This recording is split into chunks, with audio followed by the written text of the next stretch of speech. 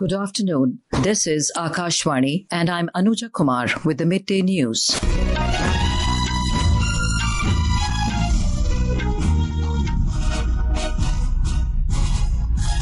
The headlines. Prime Minister Narendra Modi says India is the first G20 nation to meet the goals of Paris Agreement in non-fossil fuel energy capacity.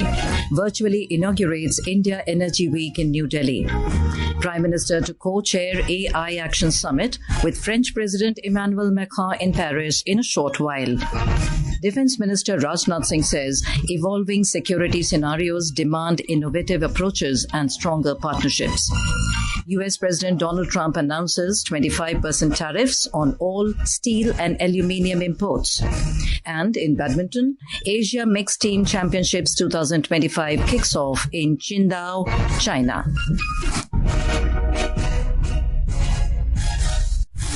And now the news in detail. Prime Minister Narendra Modi has said India has become the fifth largest economy over the past decade, up from the 10th position. The Prime Minister made these remarks while virtually inaugurating India Energy Week 2025 at Yashobhoomi in Dwarka this morning. The Prime Minister said India has grown from the 10th largest to the fifth largest economy in the past decade. He highlighted that India's solar energy generation capacity has increased 32 times in the last 10 years, making it the third largest solar power generating nation in the world. He noted that India's non-fossil fuel energy capacity has tripled and that India is the first G20 country to achieve the goals of the Paris Agreement. बीते 10 साल में जो भारत ने हासिल किया है उससे ये विश्वास पैदा हुआ है कि ये टारगेट भी हम जरूर हासिल कर लेंगे। बीते 10 साल में भारत 10th लार्जेस्ट से 5th लार्जेस्ट इकोनॉमी बना है। बीते 10 वर्षों में हमने अपनी सोलर एनर्जी जनरेशन कैपेसिटी को 32 टाइम्स बढ़ाया है। आज भारत दुनिया का तीसरा सबसे बड़ा सोलर पावर जनरेटिंग नेशन है। Prime Minister Modi underscored that India is driving not only its own growth but also the world's growth. He highlighted that the country's energy sector plays a significant role in achieving this feat. साथियों, दुनिया का हर expert आज कह रहा है कि 21st century Bharat की century है। भारत अपनी ही नहीं दुनिया की ग्रोथ को भी ड्राइव कर रहा है और इसमें हमारे एनर्जी सेक्टर की बहुत बड़ी भूमिका है।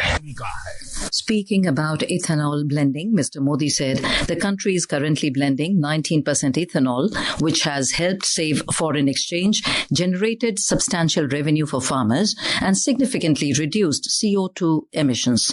The Prime Minister stated that India is on track to achieve the 20% ethanol blending mandate before October 2025. The Prime Minister highlighted that under the Make in India initiative, the country is focused on strengthening local supply chains and manufacturing.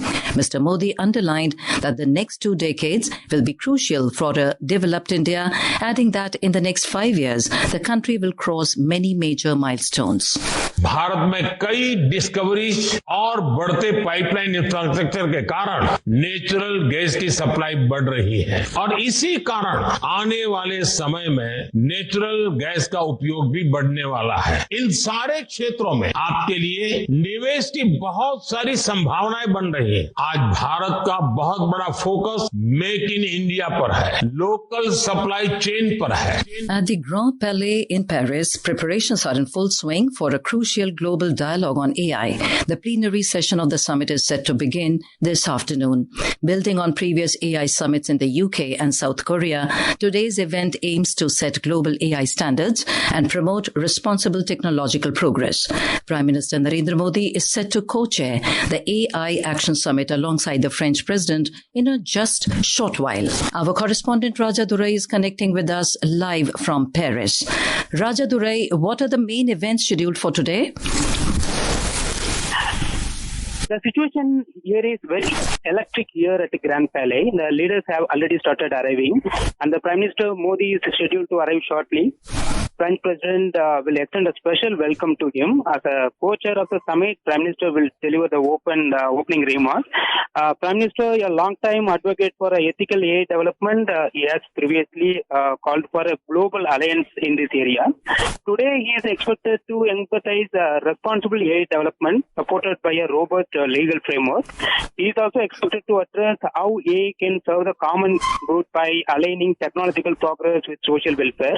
Following his opening remarks, key panel discussion will feature prominent tech leaders like Google CEO Sundar Pichai.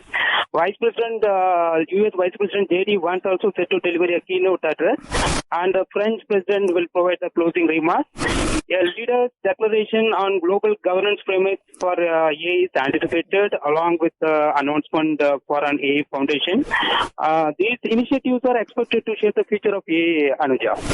Right. And Rajadurai, what is the expected outcomes of the summit? Actually, a leader's declaration is expected. Actually, everyone is expecting a global framework. There are many issues regarding AI raised by the stakeholders and regarding its inherent bias and its enrichment in fundamental rights.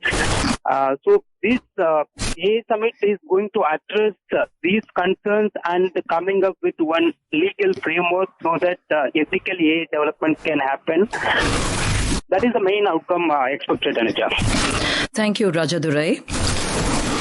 The Rajya Sabha today resumed the discussion on the General Budget 2025-26. Participating in the discussion, Bhagwat Karad of the BJP said the fiscal deficit was brought down by 0.4% due to proactive measures taken by the government. He said the direct benefit transfer helped in stopping leakages and saved the government exchequer. Taking part in the discussion, Praful Patel of NCP expressed confidence that the country will become the third largest economy in the world in coming years under the leadership of Prime Minister Narendra Modi. The discussion is underway. Meanwhile, in the Lok Sabha, Finance Minister Nirmala Sitharaman will reply to the discussion on the Union Budget 2025-26 today. The House took up the discussion on the Union Budget on the 7th of this month. We now go over live to our correspondent Lakshmi, who is present in the Parliament. Lakshmi, what update do you have from the Parliament? Anuja, at present, the discussion on Union Budget 2025-26 is underway in the Upper House of Parliament. The same is expected to resume in the Lok Sabha shortly, and Union Finance Minister Nirmala Sitharaman is expected to give reply later this evening. As of now, while the discussion is on in the Rajya Sabha, the opposition members in the Upper House have raised issues like unemployment, education, agrarian crisis faced by farmers, higher tax burden on people, among others. On the other hand, NDA MPs have lauded the budget, saying that the government has taken a slew of measures for the welfare of every section of society and for creating a robust infrastructure in the country. They pointed out that these steps will help in achieving the vision of Vikasit Bharat. Anuja. Thank you, Lakshmi. In the Rajya Sabha, the Finance Minister will reply to the discussion on the Union Budget 2025-26 on Thursday. Health and Family Welfare Minister J.P. Nadda today said the government is taking all measures to extend medical and health services in the tribal areas across the country. Replying to supplementaries in the Rajya Sabha, the minister said a robust system is in place for screening various health issues and providing treatment in these areas. He said screening for oral and dental diseases and breast cancer and cervix cancer, including health conditions like diabetes and blood pressure, are being regularly done through 1,45,000 Ayushman Arogya Mandirs across the country. सदन को और माननीय सदस्य को इस बात से अवगत कराना चाहता हूं कि अभी जो लैंसेट की रिपोर्ट आई है, लैंसेट मेडिकल जर्नल्स में वर्ल्ड में बड़ा रिकॉग्नाइज्ड है, उस लैंसेट ने ये कहा है कि कैंसर का भारत में अर्ली डिटेक्शन, टाइमली डिटेक्शन होना शुरू हो गया है और उनका ट्रीटमेंट शुरू हो गया है बिकॉज ऑफ प्रधानमंत्री जन आरोग्य योजना। तो दोनों चीजें हो गई। The government has said India has become the second largest country in fish production because of the robust financial and technical support to the farmers by this regime. Replying to the supplementaries in the Lok Sabha during the question hour, Minister of Fisheries, Animal Husbandry and Dairying Rajiv Ranjan Singh said the fisheries sector has witnessed a 126% growth under this government. Finance Minister Mela today said GST Council is the constitutional authority for GST classification and taxation implementation across the country. Replying to supplementaries in the Rajya Sabha, she clarified that the decision of any GST classification is not a unilateral decision, but a decision of the Council. She also added the finance ministers of the respective states are fully empowered to take up issues with the Council. The minister further said that the rate of GST has come down significantly. This is Akashvani giving you the news. For quick news updates around the clock, follow us on our X handle at AIR News Alerts. And for details of these stories and more, log on to our website www.newsonair.gov.in and download the News on AIR app. Union Defence Minister Rajnath Singh addressed the Defence Ministers' conclave in Bengaluru today on the sidelines of the Aero India show. He asserted that the international order and peace cannot be ensured from a position of weakness. He pointed out that an increasing number of conflicts are making our world a more unpredictable place, and the evolving security scenarios demand innovative approaches and stronger partnerships. India has long championed a vision of peace, security, and development that is inclusive and collaborative. This vision is guided by the Prime Minister Narendra Modi's dynamic 5-yes approach: Samman, Samvad, Sahyog, Shanti, and Samriddhi. And now, news from the Mahakumbh.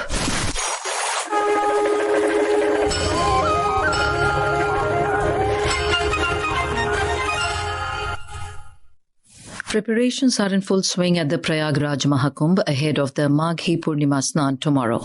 The bathing holds a great relevance as it marks the end of the special ritual of performing Kalpavas. During this period, the Kalpavasis stay in temporary accommodations near the ghats of the Sangam. This year, more than 10 lakh people have performed Kalpavas in Mahakumbh. Special arrangements are being made by the Uttar Pradesh government to provide essential services to the devotees and for effective traffic management. More from our correspondent.